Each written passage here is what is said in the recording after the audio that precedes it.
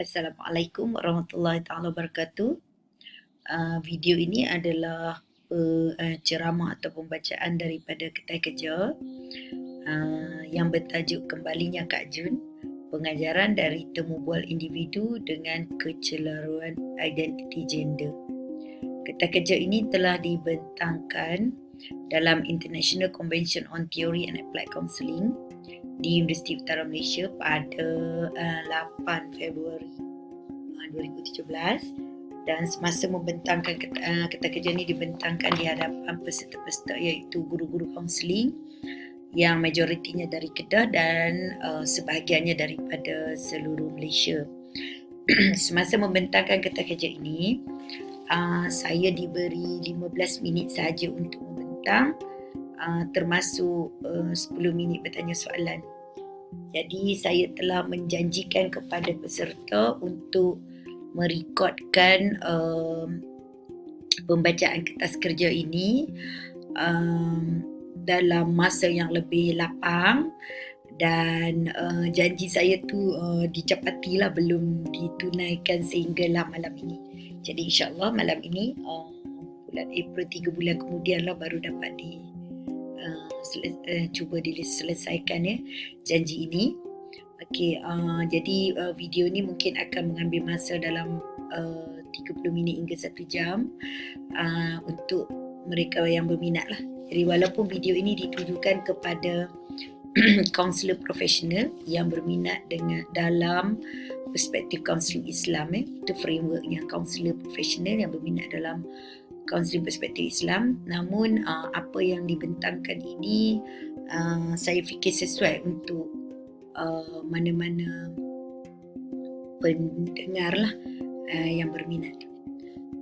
Okey, saya menceritakan mengenai Tuan Haji Bakri, iaitu Presiden Persatuan Insaf Pahang, dan saya telah mendapat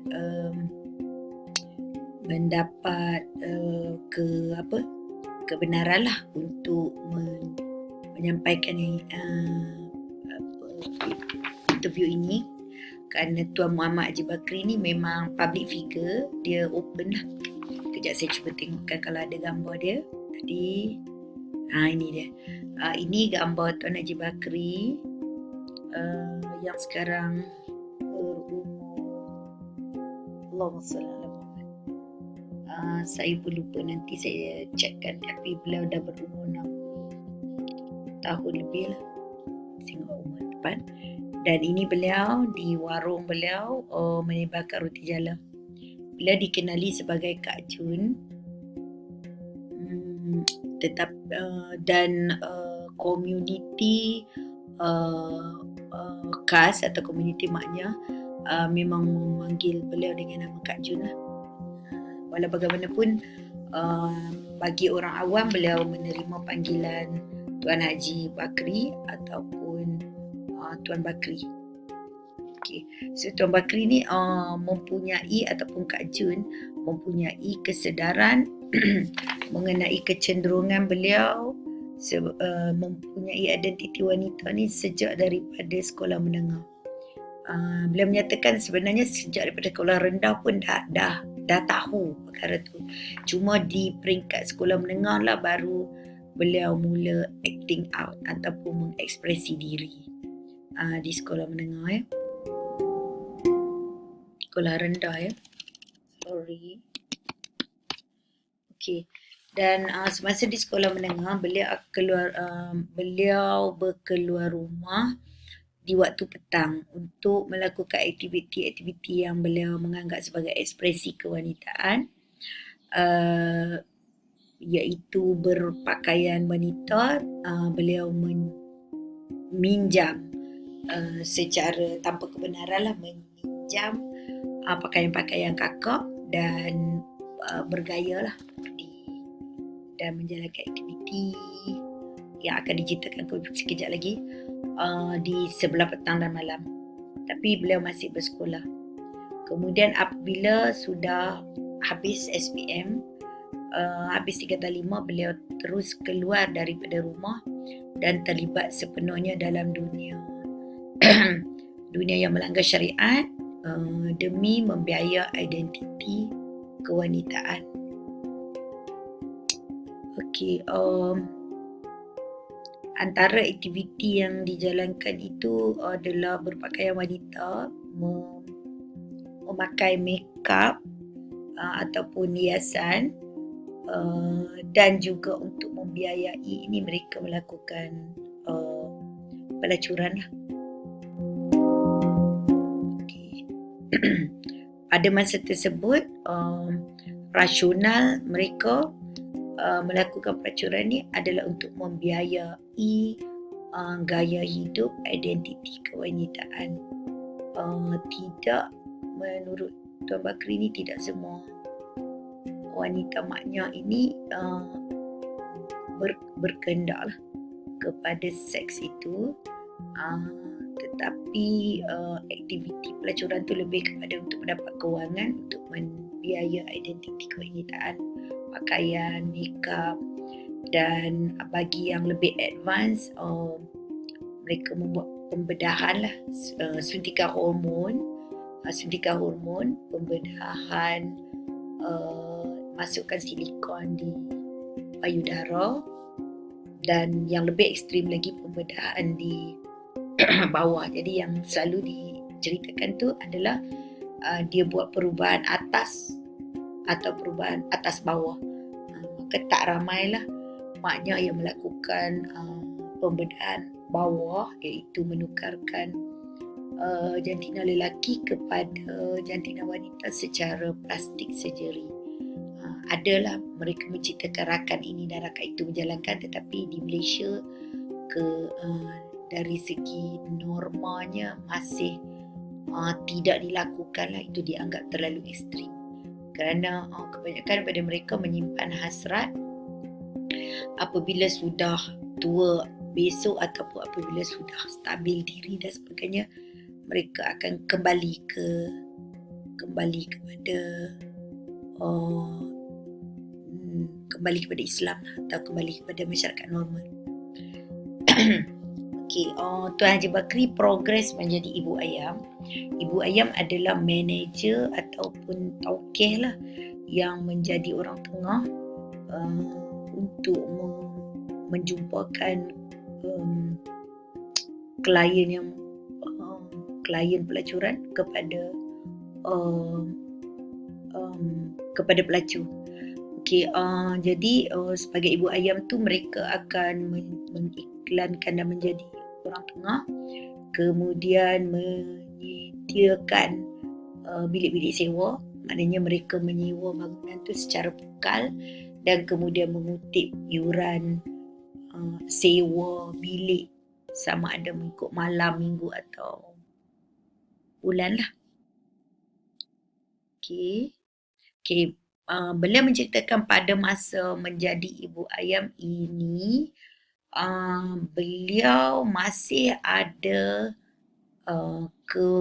kefahaman mengenai Allah dan mengenai Islam.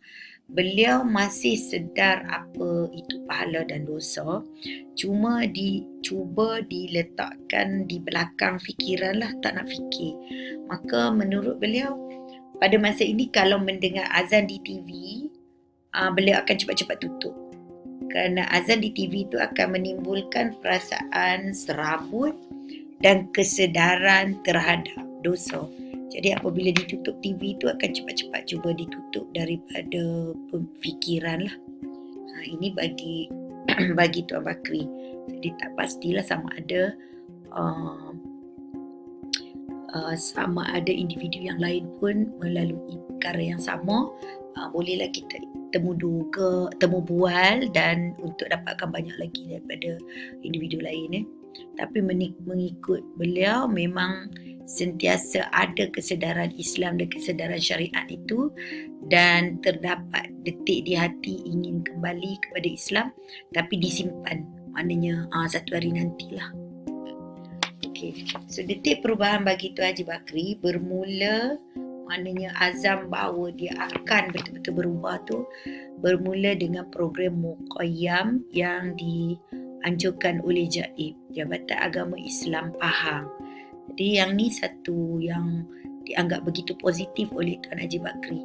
Di mana masa pertama kali dijalankan aktiviti ini, pegawai JAIB minta untuk berjumpa beliau seorang diri dan beliau pergi ke pejabat yang diminta dijalankan tu, dan beliau berjumpa dengan beberapa orang pegawai, di mana Tuan Haji Bakri seorang duduk di meja berhadapan dengan beberapa orang pegawai.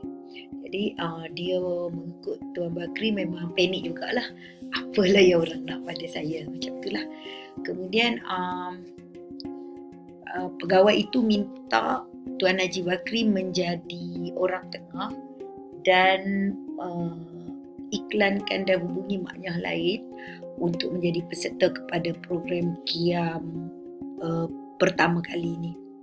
So, pada masa tersebut Tuan Haji Bakri telah menegosiasi dengan pegawai bahawa mereka tidak akan ditangkap dan di-charge, mereka tidak akan dipaksa mengubah pakaian dalam bengkel tersebut, dalam program tersebut, dan mereka tidak akan dipaksa untuk memotong rambut dan meninggalkan makeup dan sebagainya.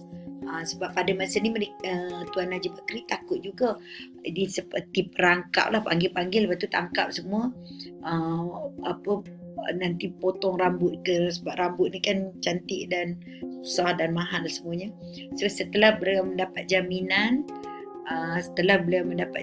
bahawa pegawai tidak akan apa-apakan mereka dan tidak akan memaksa mereka melakukan apa-apa aktiviti, beliau sudilah untuk mengajak kawan-kawan untuk hadir. So semasa program yang pertama kali ni, Tuan Haji Bakri dan rakan-rakan yang lain lah sangatlah suka dengan program ini dan sangatlah terkesan. Jadi menurut beliau, pada penghujung program ni beliau dan kawan-kawan menangis, peluk-peluk sesama sendiri, peluk-peluk sesama ustaz dan pegawai yang menjalankan program, dan merasalah bahawa beliau seorang Muslim dan ingin menjadi seorang Muslim yang lebih baik. Maka pada masa itu yang beliau dapat daripada program Muqayyam ni adalah mesti solat. Maka pada umur 46 tahun, Tuan Haji Bakri ataupun Kak Jun mula solat. Walaupun pada masa solat ni menurut beliau masih lagi menjadi ibu ayam, masih lagi kadang-kadang terlibat dengan pelacuran secara direct, secara terus, tetapi solat tetap dilakukan. Kemudian saya tak pasti berapa tahun selepas mula solat, beliau nekat untuk meninggalkan lorong, dan azam ini beliau lakukan sempena Maulid Nabi. Jadi beliau tinggalkan lorong, maknanya beliau sudah pindah ke rumah lain dan tidak lagi terlibat secara terus dengan aktiviti pelacuran. Namun pada masa tersebut, dengan kesedaran yang ada, beliau masih hidup dengan pendapatan sewa daripada bilik di lorong itu. Lama kemudian barulah beliau mendapat pekerjaan lain dan sebuah pendapatan lain, dan kemudian lagi maknanya peringkat lain pula lah baru beliau mampu meninggalkan terus mendapat pendapatan daripada yang dipanggil daripada lorong lah, maknanya daripada sewa bilik. Okay. So maka tindakan Tuan Bakri ni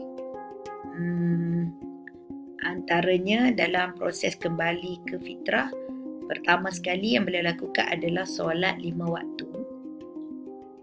Kemudian beliau tinggalkan lorong dan pelacuran secara terus. Kemudian tinggalkan mendapat pendapatan daripada lorong. Kemudian beliau juga membuat tindakan membuang payudara, dan ini dilakukan atas pesanan emak, kerana emak beliau telah meninggal dunia dalam proses beliau kembali ke pangkal jalan. Dan semasa mak beliau meninggal, mak beliau telah mewasiatkan sejumlah wang tunai. Menurut beliau, ini sebenarnya semua pendapatan yang beliau dapat daripada muda dibagikan kepada mak, tidak digunakan langsung oleh mak. Mak masukkan ke dalam akaun bank. Maka sebelum mak meninggal, mak memberikan semula wang tersebut untuk dan meminta beliau untuk pergi buat operasi untuk membuang kembali payudara. So antara umur yang dikatakan tu lebih kurang umur 51 tahun lah. Dari 46 tahun beliau mula solat, 51 tahun beliau mula berhenti mengetik sewa dari lorong dan membuang payudara. Beliau telah mula solat berjemaah di sepanjang perjalanan tersebut, walaupun pada masa tersebut terdapatlah ahli jemaah masjid yang tidak mahu bersalam dengan beliau, kerana pada masa itu penampilan beliau masih mempunyai payudara dan sebagainya lah. Tapi beliau fikir tak payah kecil hati, pergi je solat, siapa tak nak salam sudah. Okey. Pada masa tersebut beliau sudah aktif dalam aktiviti kemasyarakatan di masjid. Terdapat masjid yang menerima maknya di situ. Dan untuk menghilangkan fobia kematian, beliau sangat takut kepada mati. Jadi beliau cuba untuk menghilangkan fobia kepada kematian supaya reda menerima mati, iaitu dengan secara sukarela membantu urusan mayat. Jadi Tuan Haji Bakri ni akan jadi tukang siram air, tukang pas-pas barang dan sebagainya lah. Dan dia akan setiap kali dia akan beritahu diri, beliau, saya juga akan mati, saya juga akan mati. Kemudian beliau mula bersolat tapi tidaklah solat 5 waktu. Kemudian pada tahun tak dinyatakan di sini, beliau ditaja untuk menunaikan haji oleh sahabat-sahabat Persatuan Insaf Pahang. Hanya selepas beliau pulang daripada menunaikan haji, beliau dapat istiqamah solat 5 waktu. Okey. Sekarang ini, kegiatan seharian sekarang ini bagi Tuan Haji Bakri, pertama dia menjadi liaison person ataupun orang tengah antara Jaib dan golongan maknya. Jadi golongan maknya ini memanggil diri mereka sebagai komuniti. Tapi tidak pula mereka menyatakan komuniti apa atau komuniti khas atau komuniti tertentu. Mereka hanya menamakan diri mereka komuniti. Okey. Jadi kalau bagi kita, mungkin kita panggil golongan komuniti maknya lah. Beliau juga menjadi host di Rumah Persatuan. Jadi terdapat Rumah Persatuan PIP yang diwakafkan penggunaannya oleh para simpati, dan beliau menjadi gatekeeper kepada sukarelawan. Seperti semasa saya pergi ke rumah tersebut, yang menyambutnya, jamu air kopi, cerita dan sebagainya sangatlah ramah adalah Tuan Haji Bakri lah, orang pertama yang kami jumpa. Kemudian beliau sendiri menjalankan bisnes warung untuk sara diri dan untuk membantu memberi pekerjaan dan pendapatan kepada sahabat-sahabat yang lain sebagai langkah pertama keluar daripada lorong. Jadi sesiapa sahaja yang mahu keluar daripada lorong akan masuk di bawah bimbingan Tuan Haji Bakri, di mana melalui persatuan tu dapat dijaminkan tempat tinggal dan beliau sendiri menjaminkan makan, minum, dan dengan pekerjaan yang beliau suruh mereka, beliau akan memberikan sedikit wang poket, dan daripada situ individu tersebut boleh keluar untuk meneroka punca pendapatan sendiri dan bisnes sendiri. Jadi bisnes membantu, bisnes warung Tuan Haji Bakri ni merupakan pekerjaan langkah pertama untuk sesiapa saja yang mahu keluar daripada lorong. Okay, beliau juga telah menjadi Presiden Persatuan Insaf Pahang, mengaturkan program-program keagamaan untuk maknya di rumah PIP tersebut. Beliau sendiri akan berdakwah secara terus dan mengajak sahabat untuk keluar daripada lorong. Maka saya alhamdulillah dapat menyaksikan cara beliau berdakwah, di mana kami telah mengikut beliau di dalam kereta yang dipandu oleh Dr. Syamsul.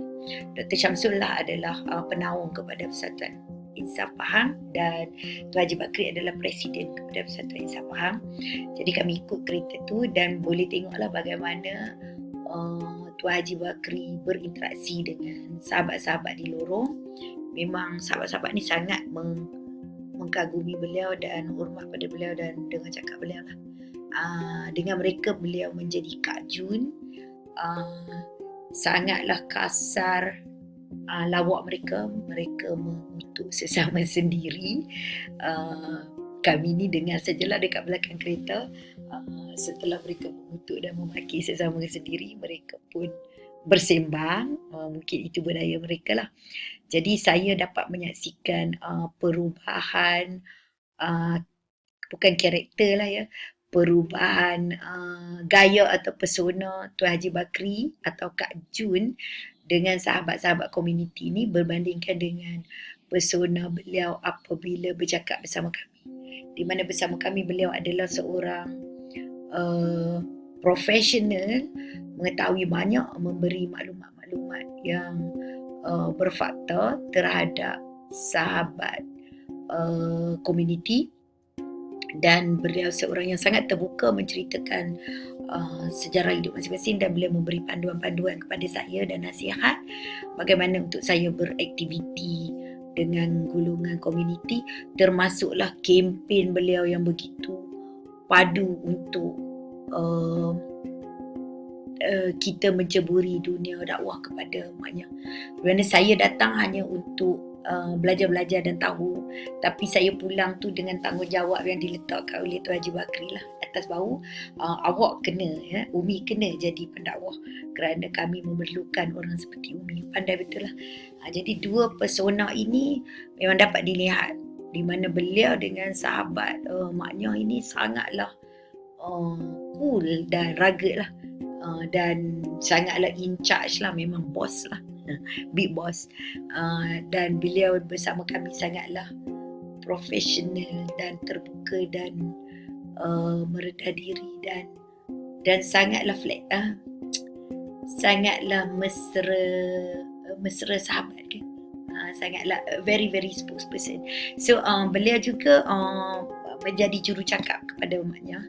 Maknanya beliau selalu dijemput untuk berceramah, ditemu bual di radio, di TV dan sebagainya. Kalau kita ikuti beliau dalam Facebook, sahabat-sahabat boleh ikuti beliau dalam Facebook, boleh search Bakri, Tuan Haji Bakri. Kejap saya tengok, saya lupa apa nama Facebook dia. Muhammad Bakri Abu Bakar. Kejap ya, saya tunjukkan nama dia. Ni, Muhammad Bakri Abu Bakar. Boleh masuklah.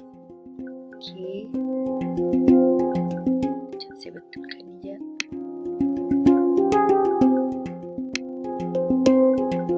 Okey.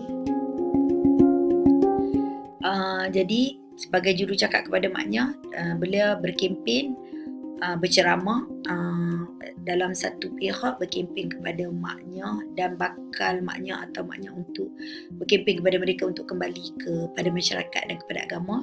Dan dalam masa yang sama beliau berceramah dan berkempen kepada orang awam untuk memahami dan toleransi kepada golongan maknya, dan simpati dan mengajak mereka kembali kepada masyarakat.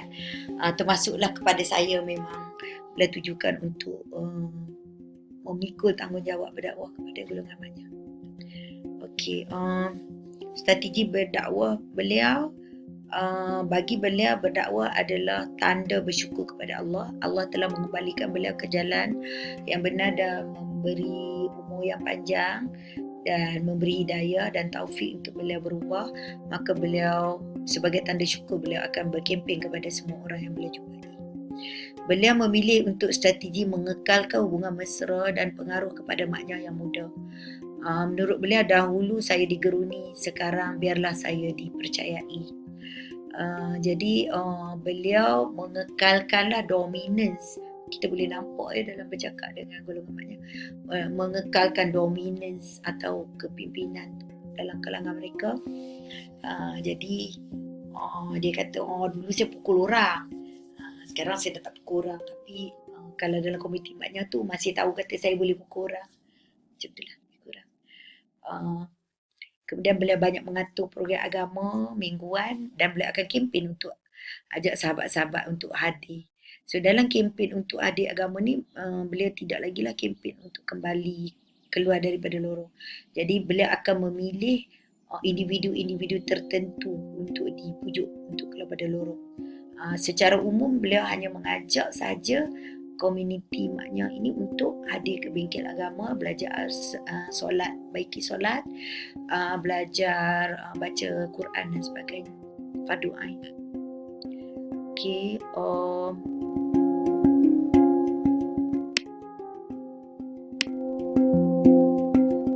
beliau juga mengusahakan program mukhayyam bersama PIP dan JAIF. Beliau akan negosiasikan suasana selamat, kempen dan beliau bertanggungjawab atas luahan perasaan sahabat. Contohnya baru yang terjadi semasa interview dalam mukhayyam yang terakhir tu, di mana seorang daripada penceramah tu agak terus menegur dan teguran tu terguris hati. Maka yang menerima akibatnya luar perasaan marah dan sebagainya diluahkan kepada Tuan Haji Bakri. Tuan Haji Bakri menerima sajalah dan mendengar dan bersimpati dengan mereka, tapi Tuan Haji Bakri tidaklah pula meluahkan kepada penceramah itu. Dia jadi orang tengah yang absorb sajalah apa yang ada di kedua-dua pihak. Kemudian beliau juga akan menyediakan pengangkutan bagi sahabat, bukan sahaja untuk program mukhayyam, malah bagi program agama mingguan.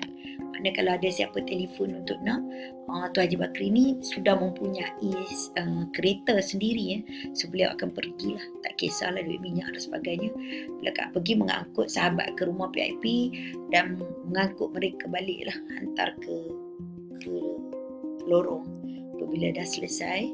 Dan beliau akan pantau sahabat dan akan identifikasi sahabat yang bersedia, dan beliau akan melakukan dakwah individu bagi yang bersedia tu dengan memujuk mereka untuk beranikan diri keluar, berhijrah, iaitu keluar daripada kehidupan lorong kepada kehidupan mencari pendapatan yang halal.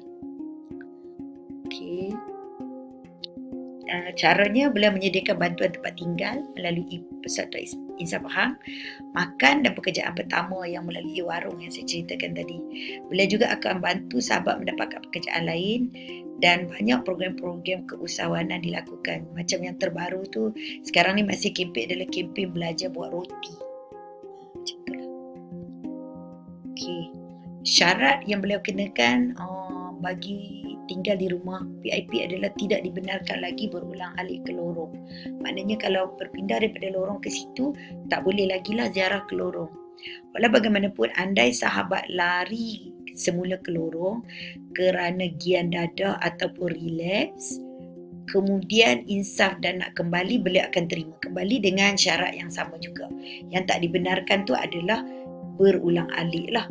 Maknanya mandi kat situ, makan kat situ, lepas tu keluar pula bekerja kat lorong, itu tak diizinkan. Tapi kalau yang relapse atau lari beberapa hari ke lorong, kemudian insaf dan kembali, masih diterima kembali lah. Kemudian beliau akan mengajak mereka bersolat, tetapi sahabat yang masuk ke rumah PIP dan belum bersedia untuk bersolat akan dibiarkan. Setiap kali diajak saja, kalau ditolak dibiarkan. Tapi tetap diajaklah pada tiap waktu. Okey, yang syarat yang dimestikan, mereka tak boleh duduk saja, mereka mesti sama-sama kerja untuk bisnes di warung. Jadi ini strategi yang beliau lakukan lah. Kalau saya sendiri, tentulah saya nak wajibkan solat. Tapi mungkin Tuan Haji Bakri lebih mengenali mereka lah. Okey,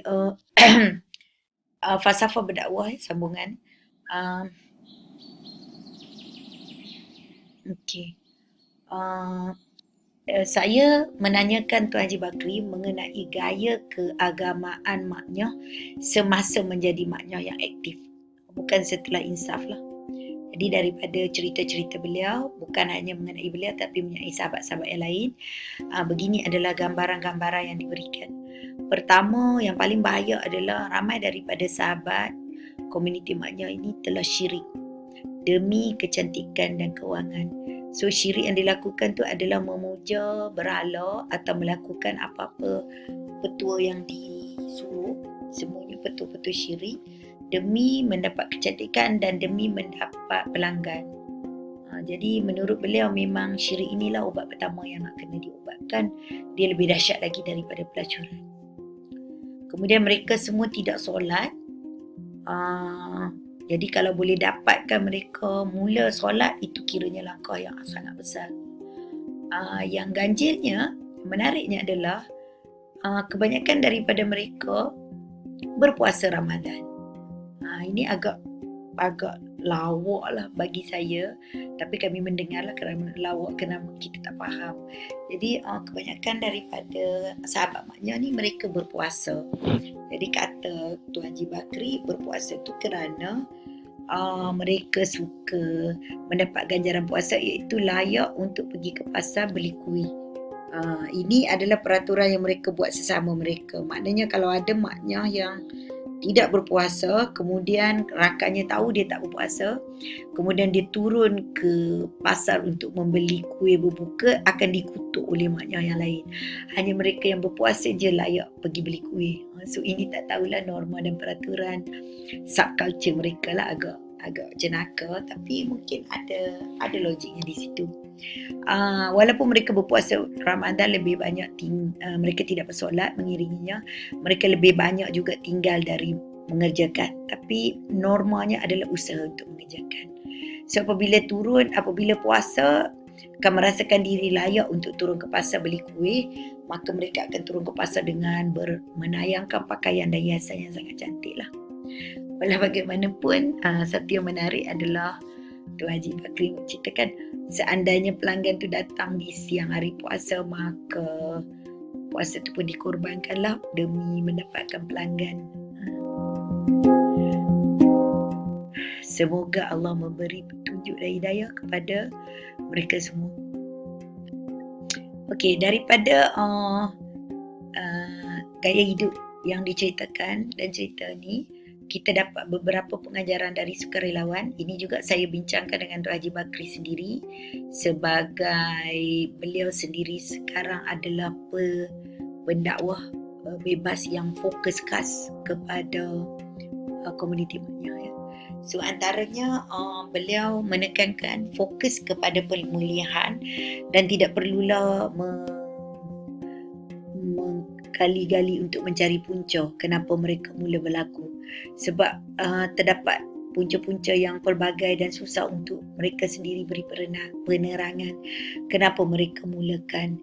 Jadi lebih baik fokus kepada pemulihan. Jadi langkah pemulihan yang pertama adalah untuk memulakan perhubungan kasih sayang dan penerimaan tanpa syarat, di mana golongan komuniti maknya ni memang mereka orang yang sangat people oriented.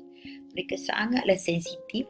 Antara yang saya dapat juga temu bual dengan beberapa sahabat yang lain, semasa saya menemu bual Tuan Bakri, mereka ziarah. Jadi saya tanya-tanya mereka suka untuk ditemu bual. Jadi kebanyakan daripada maknya ni mereka sangat berhati-hati dengan orang, tetapi setelah mereka mempercayai orang tersebut, mereka sangatlah ingin bersahabat baik. Jadi contoh macam saya ni, adalah yang sahabat tu dia macam tak pandang saya tengok jauh, tapi setelah Tuan Bakri sembang dengan saya, mereka duduk dekat, kemudian mereka pun mencelah, kemudian mereka pun cerita dengan hebatnya lah.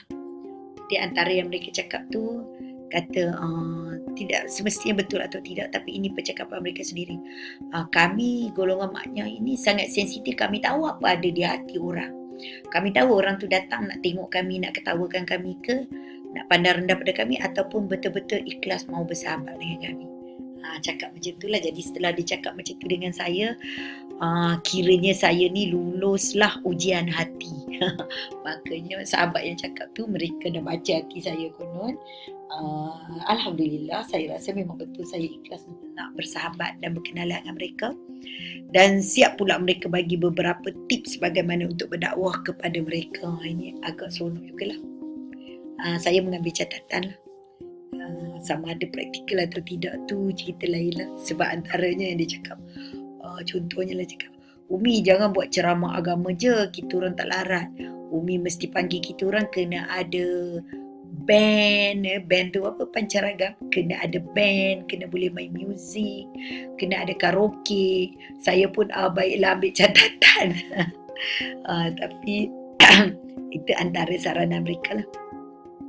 Dan semasa saya mengikuti muqayyam yang kami pergi dalam masa interview ni, kami memang timingkan supaya dapat mengikuti program muqayyam tu sebagai pemerhati. Memang terdapat pelbagai peringkat lah pendirian maknya ini kepada agama. Terdapat yang memang sudah kembali sepenuhnya, maknanya tidak lagi menjalani kehidupan lorong, mempunyai pekerjaan sendiri, berpakaian seperti lelaki, solat 5 waktu. Jadi mereka ini masih mereka tidak meninggalkan komuniti maknya sebab mereka rasa mereka perlu berada di situ kerana itulah sahabat yang mengenali hati mereka. Dan yang kedua, mereka perlu berada di situ untuk berdakwah kepada sahabat.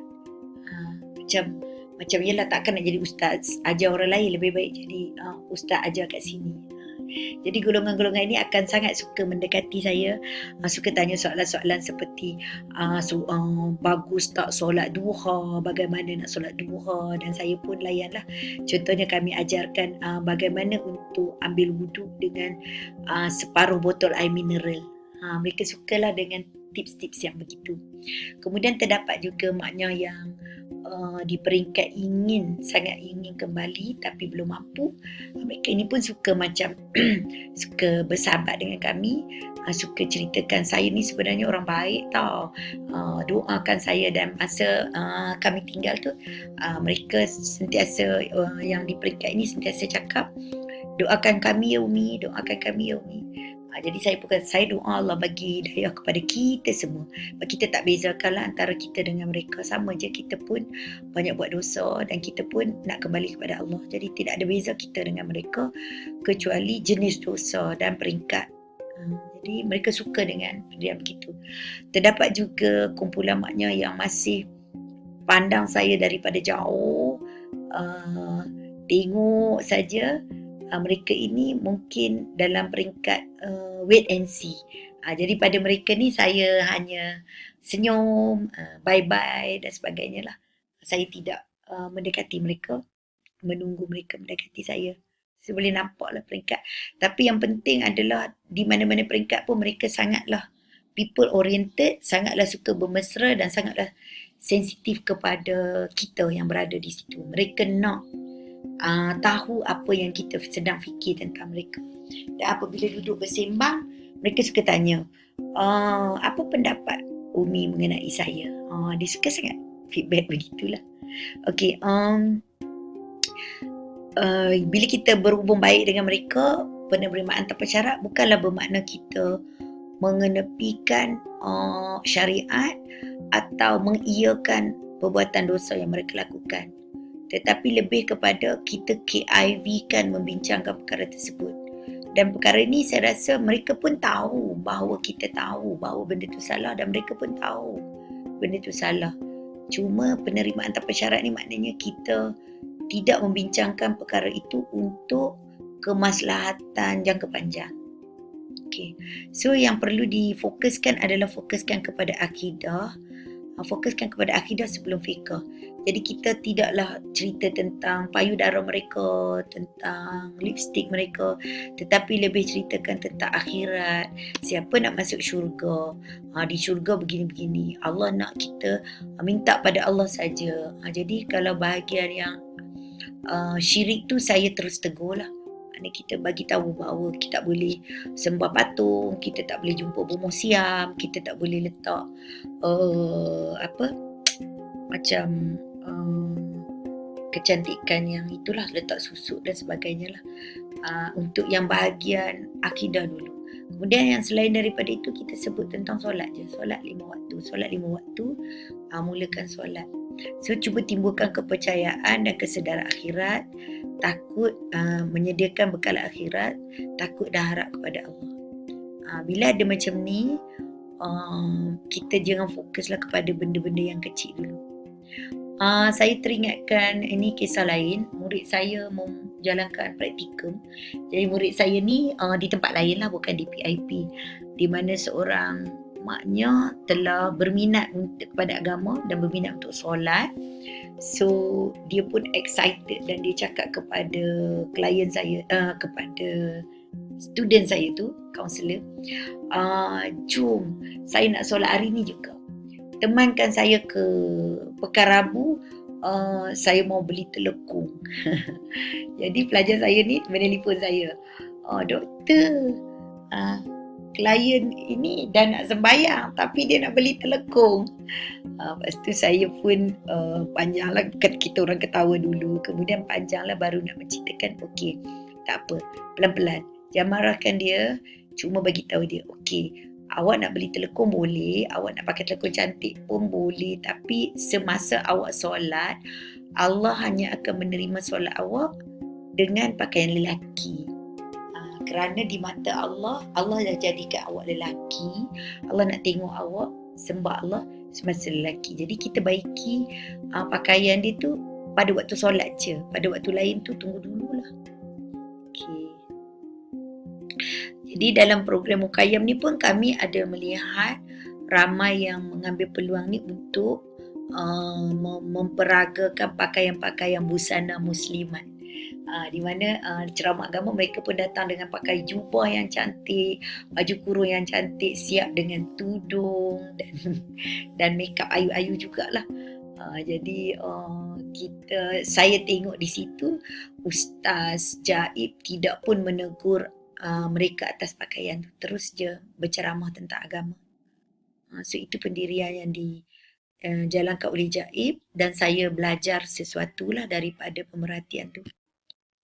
Okey, yang penting juga dicadangkan oleh Tuan Bakri, juga Dr. Syamsul, sediakan alternatif pekerjaan dan gaya hidup yang boleh mereka lihat sebelum mereka boleh membayangkan pun untuk berhijrah, meninggalkan lorong. Jadi selain daripada program agama, mereka juga walaupun masih di lorong perlu diajak ke bengkel-bengkel sara diri, seperti membuat roti, bengkel salon, bengkel hiasan dalaman ataupun kerja kilang dan sebagainya lah. Kerana kemudian berhijrah berperingkat dan memakan masa. Jadi kita tak boleh mengharapkan bila tinggalkan lorong terus semuanya elok. Kita kena sabar sebagai pendakwa untuk mereka meninggalkan kembali ke Islam peringkat demi peringkat. Fokuslah kepada akidah dan solat 5 waktu, kemudian baru fokus kepada tinggalkan lorong, kemudian baru fokus kepada tinggalkan pakaian wanita tu. Sebab tinggalkan lorong tu lebih penting lagi, kerana dosa-dosa penzinaan itu lebih besar daripada dosa berpakaian seperti wanita. Jadi kalau kita jangan fokus yang kecil-kecil sehingga mereka rimas dan lari dan kembali ke tempat asal. Okey,